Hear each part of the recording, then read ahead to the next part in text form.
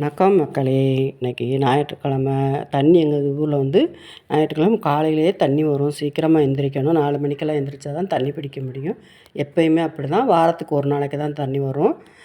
அது வந்து போர் தண்ணியெல்லாம் இப்போ யூஸ் பண்ணுறதுக்கு இன்றைக்கி வந்து எல்லாம் ரெடி பண்ணி முடிச்சுட்டு காலையில் வந்து நான் வந்து குஸ்கா பிரியாணி போடுறதுக்காக எடுத்து வச்சுருந்தேன்.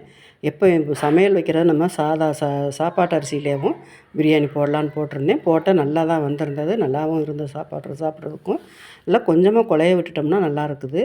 போட்டு ரெடியாகி இன்றைக்கி வந்து தயிர் பச்சடி வைக்காமல் வெறும் சட்னி மட்டும் வச்சு அதோடு முடிச்சுக்கிட்டாச்சு. மதியத்துக்கு வந்து வெண்டைக்காய் புளிக்குழம்பு வச்சு முருங்கைக்கீரை தான் பக்கத்தில் இருக்கிற முருங்கை மரம் இருக்கிறதுனால 2 நாளைக்கு ஒருக்கா 4 நாளைக்கு ஒருக்கா இந்த மாதிரி முருங்கைக்கீரை பொரியல் பண்ணிடுறது. அது நல்லாயிருக்கும் அப்படிங்கிறத. முருங்கைக்கீரை தான் மெயினாக ஆனால் கிடைக்காது. வீட்டுக்குள்ளே இருக்கிறதுனால கொஞ்சமாக யூஸ் பண்ணிக்கலான்ட்டு எடுத்து வச்சாச்சு.